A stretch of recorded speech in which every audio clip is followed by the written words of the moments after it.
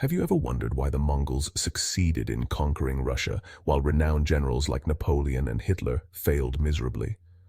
Let's dive into this fascinating slice of history. First, let's set the scene. The Mongols, led by Genghis Khan and his successors, were a fearsome force in the 13th century. They didn't just stumble upon success, they meticulously planned their conquests. Russia, or the Kievan Rus' back then, was a prime target. Key difference number one, timing. The Mongols invaded in the early 13th century, a period when the Kievan Rus' was fragmented into various principalities. There was no single unified force to mount a strong defense. In contrast, both Napoleon and Hitler faced a relatively unified Russian state. The Mongols capitalized on this disunity, picking off territories one by one. Second, let's talk about the Mongol military strategy. These guys were masters of psychological warfare.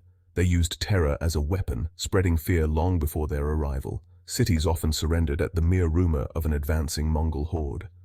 Napoleon and Hitler, on the other hand, faced stiff resistance from a patriotic Russian population.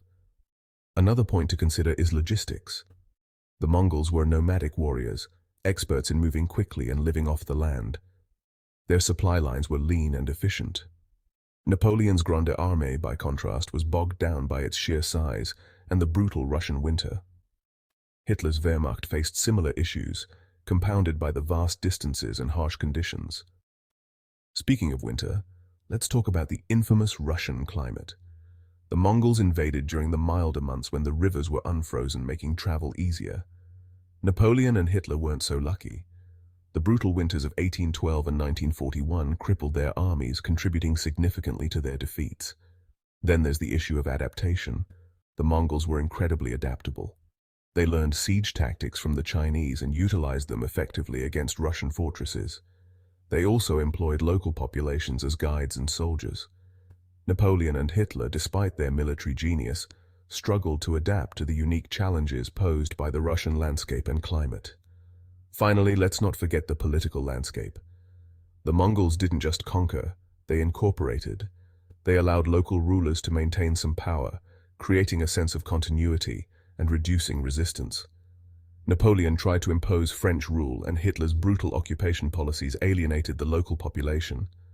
So there you have it. The Mongols succeeded where Napoleon and Hitler failed due to superior timing, strategy, logistics, adaptation, and political savvy. It's a fascinating lesson in the complexities of military conquest. Thanks for watching. Don't forget to like, share, and subscribe for more deep dives into history. Catch you later.